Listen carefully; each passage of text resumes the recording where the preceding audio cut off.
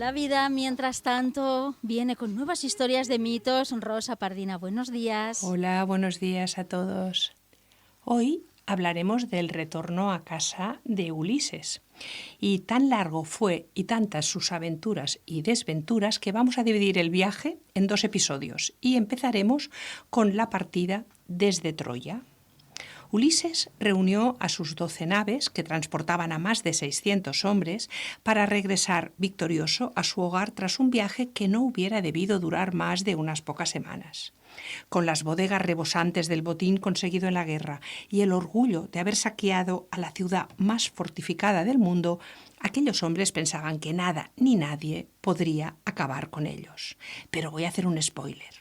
Se perdieron todas las embarcaciones, murieron todos los marineros y únicamente Ulises, solo y roto, llegó a casa.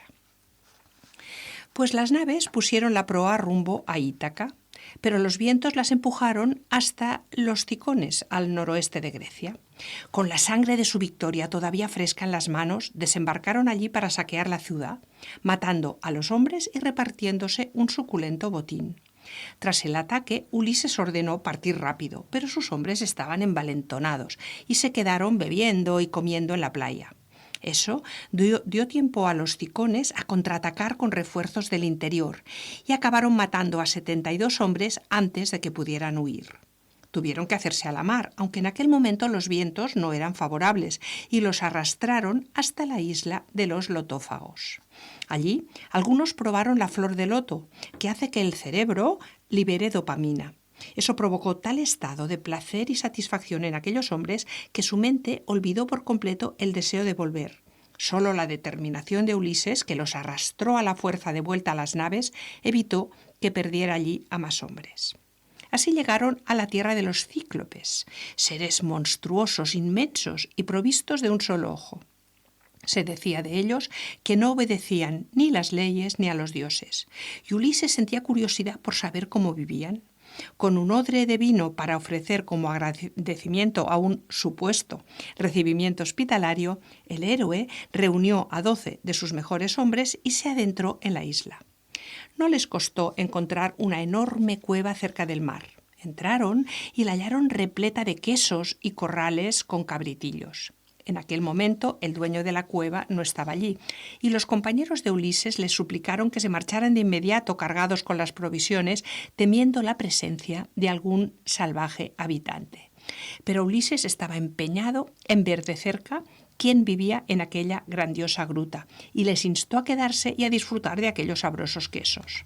Apenas habían acabado de comer cuando unos pasos resonaron en el exterior haciendo retumbar las paredes de piedra. Era Polifemo, un gigante de un solo ojo, hijo de Poseidón, que regresaba a su hogar. El cíclope, alto y fuerte como un roble, entró en la caverna y tras introducir a sus gordos rebaños, levantó una gran roca y la colocó en la entrada. Era tan enorme que ni 22 carros de 4 ruedas la hubieran podido levantar del suelo. Ordeñó a sus ovejas y encendió un fuego para prepararse la cena. Solo entonces se dio cuenta de que había unos hombres agazapados al fondo. «¿Forasteros, quiénes sois?», preguntó con un vozarrón que les hizo estremecer de miedo.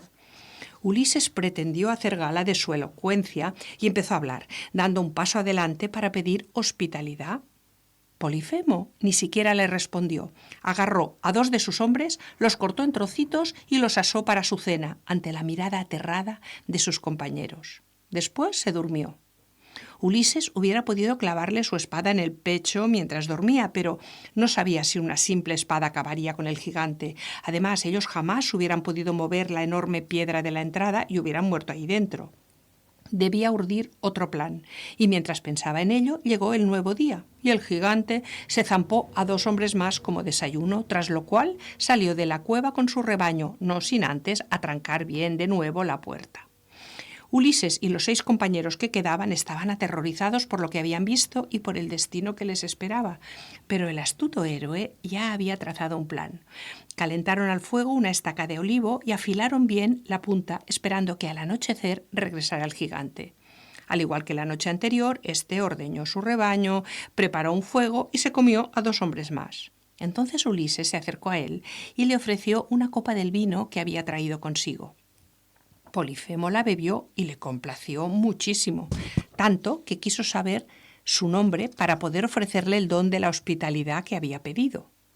Ulises le dijo que antes se bebiera otra copa y otra más, y cuando el rojo licor ya había invadido la mente del monstruo, el héroe le dijo: «Nadie es mi nombre, y nadie me llaman mi madre y mis compañeros». A lo que el cíclope respondió: «A nadie me lo comeré el último entre sus compañeros, este será tu don de hospitalidad». Y tras estas palabras cayó en un profundo sueño. Aquel era el momento que Ulises esperaba. Ayudado por los otros 4 supervivientes, levantaron la estaca que habían afilado y se la clavaron en el único ojo, dejándolo ciego. Polifemo, loco de dolor, se puso a llamar a voces a los otros cíclopes que habitaban cerca, gritando: «¡Nadie me quiere matar! ¡Nadie me ha herido!». A lo que los demás contestaron: «Pues si nadie te hace daño, cállate y déjanos dormir». El gigante, retorciéndose de dolor, tanteó las paredes a ciegas hasta llegar a la salida. Retiró la enorme piedra y se sentó en el umbral, esperando a que los hombres intentaran huir para allí poder atraparlos.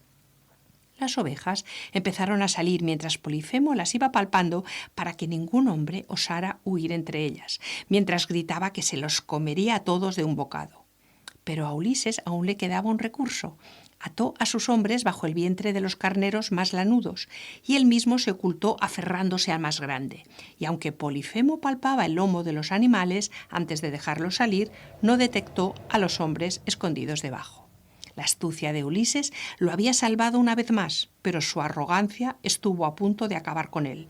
Corrieron hacia la nave y empezaron a batir el mar con los remos. Cuando estaban ya lejos, pero todavía podía hacerse oír, Ulises gritó al gigante: «Si alguien te pregunta quién te cegó, dile que fue Ulises, saqueador de ciudades, hijo de Laertes, que tiene su casa en Ítaca». Polifemo, enfurecido, le lanzó una roca que casi hunde el barco, y al ver que no lo había conseguido, le rogó a su padre Poseidón que Ulises nunca llegara a casa, o que si lo hacía, llegara tarde, solo y en un barco ajeno. Esta maldición se cumplió, pero ellos todavía no lo sabían y se alegraron de alcanzar la isla de Eolo. El dios de los vientos los agasajó y antes de partir le entregó a Ulises un odre en el que había encerrado los vientos desfavorables, dejando libre únicamente aquel que los llevaría directos a casa. Ulises, consciente del peligro, ordenó firmemente a sus hombres que no lo abrieran bajo ningún concepto. Las naves surcaron diligentes el mar y llegaron a divisar la costa de Ítaca. Fue entonces cuando los marineros, viéndose ya tan cerca de casa, quisieron conseguir un mayor botín antes de desembarcar, y pensando que en aquel odre se ocultaba oro y riquezas, lo abrieron. La desconfianza de aquellos hombres liberó todos los vientos desfavorables que en un instante los alejaron de su amada isla, adentrándolos de nuevo mar adentro. Durante 6 días y 6 noches navegaron a la deriva, hasta que al 7º día llegaron a una isla. No conocían a quienes allí habitaban porque, de haberlo sabido, jamás hubieran atracado en su puerto. Aquella era la tierra de los lestrigones, grandes como las cimas de un monte y crueles sin motivo alguno. En cuanto vieron las embarcaciones, aparecieron a miles y empezaron a lanzar rocas contra ellas. Las naves se hundieron en el mar mientras mataban a los hombres ensartándoles como si fueran peces. Solo se salvó la embarcación de Ulises y los 44 hombres que iban en ella. De toda la flota que partió de Troya, ya solo quedaba la nave de Ulises, que siguió navegando hasta que llegó a la isla de Ea, donde habitaba la terrible hechicera Circe, famosa por su dominio de las pócimas y las transformaciones. Ulises envió a la mitad de su tripulación a explorar el palacio. La hechicera los recibió con hospitalidad, pero mezcló una droga en su comida. En cuanto la probaron, los tocó con su varita y la piel de aquellos hombres empezó a cubrirse de cerdas. Les salió una cola rizada y su nariz se convirtió en 2 agujeros. Los había convertido en cerdos. Después los encerró en una pocilga y les dio de comer bellotas, pero dejó que conservaran su mente humana, lo que todavía los hizo sufrir más. Solo uno logró escapar y avisar a Ulises, quien decidió ir solo al rescate. Naturalmente, esto hubiera acabado muy mal si no hubiesen intervenido los dioses. Iba Ulises camino del palacio de Circe cuando se le apareció el dios Hermes, quien le entregó una planta mágica que servía como antídoto contra los hechizos de la maga.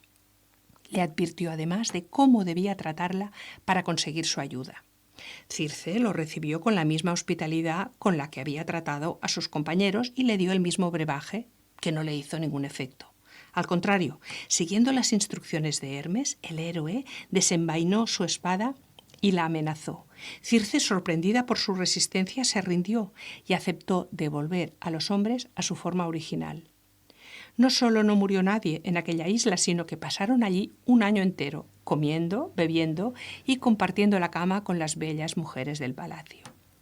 Circe pasó de ser la enemiga de Ulises a ser su amante y leal compañera, que no dudó en dejarlo marchar junto a sus hombres cuando éste le manifestó su deseo de volver a casa. Circe es el primer personaje que realmente ayuda a Ulises y le da un consejo que el héroe acepta sin dudar: no regresar a Ítaca directamente. Primero debe descender al inframundo para consultar al adivino Tiresias. Él es el único que sabe qué dioses están enfadados con Ulises y, sobre todo, qué debe hacer el héroe para calmarlos si es que alguna vez quiere regresar a casa. Pero del inframundo y de todo lo que aún le espera en su viaje hablaremos en el próximo episodio.